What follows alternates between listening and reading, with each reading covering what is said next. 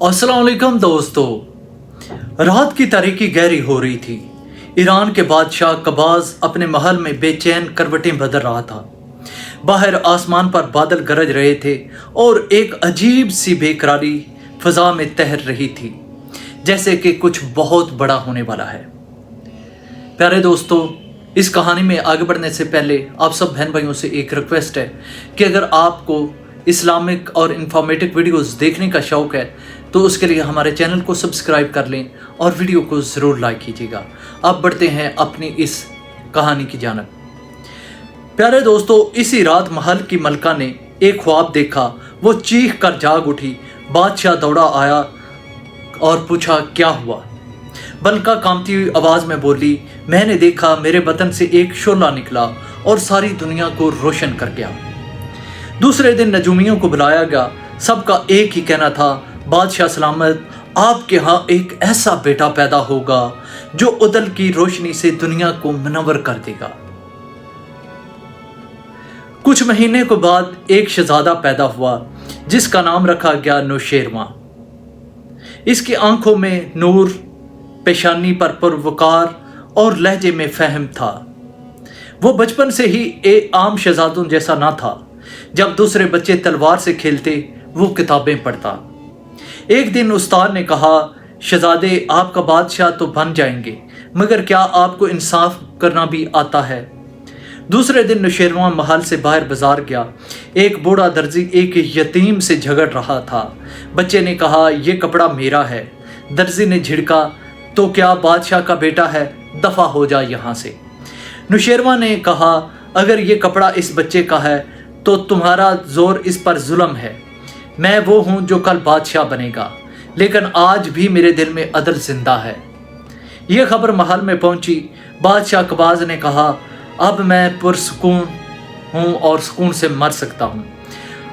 अब अदल में मेरे बाद मेरा बेटा अदल को जिंदा रखेगा। प्यारे दोस्तों, नौशेरवां की जवानी साजिशों से भरी थी। दरबार में कई वज़ारा और शहजादे इसे तख्त नशीन नहीं होता देखना चाहते थे। एक दिन वज़ीर आज़म ने इसे महल से निकालने का मंसूबा बनाया, लेकिन नौशेरवां ने बगैर खून बहाए सिर्फ दलील से खुद को सच्चा साबित किया। उसने कहा, जो ताकत अकल से ना जीते वो बादशाही के काबिल नहीं है। कबाज बीमार हुआ। तख्त का मसला खड़ा हुआ। दरबारी मुंतशिर थे, मगर अवाम की ज़बान पर एक ही नाम था, नौशेरवां। प्यारे दोस्तों, कबाज के बाद नौशेरवां तख्त पर बैठा। सबकी नज़रें इस पर थीं। वो खामोशी से खड़ा हुआ और बोला, सल्तनत तलवार से नहीं, इंसाफ से चलती है। उसने सबसे पहला हुक्म ये किया कि हर इलाके में काजी मुकर्रर होंगे जो खालिस अदल पर फैसले करेंगे। एक वजीर की बददियानती साबित हुई तो बादशाह ने खुद इसे सजा दी। अदल का सूरज तलू हो चुका था।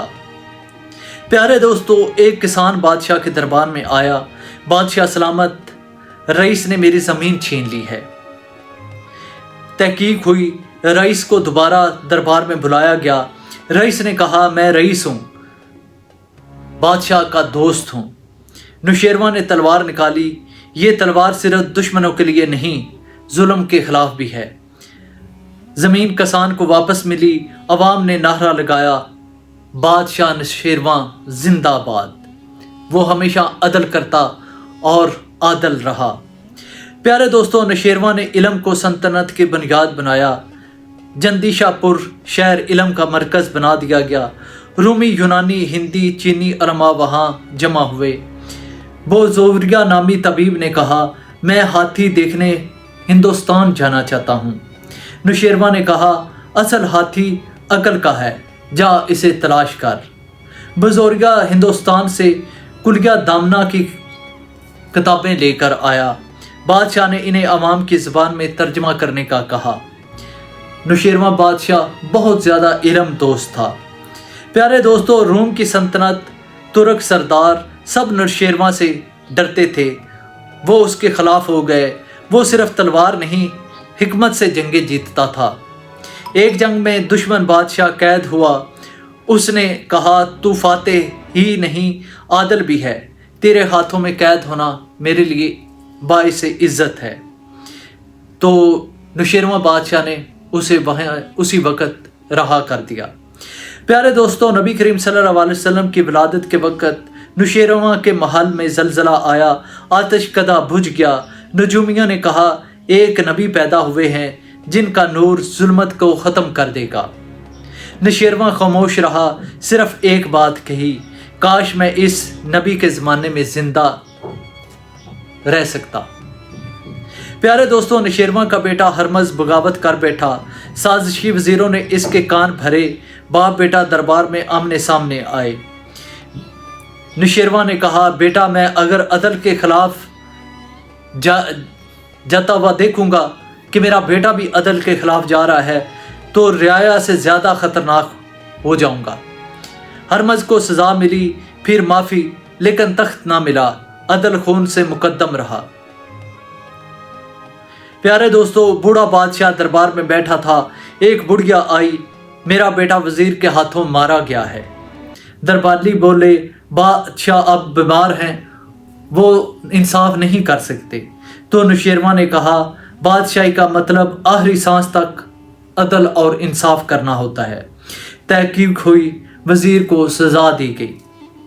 پیارے دوستو، یہ 579 عیسوی میں نوشیروان دنیا سے رخصت ہوا۔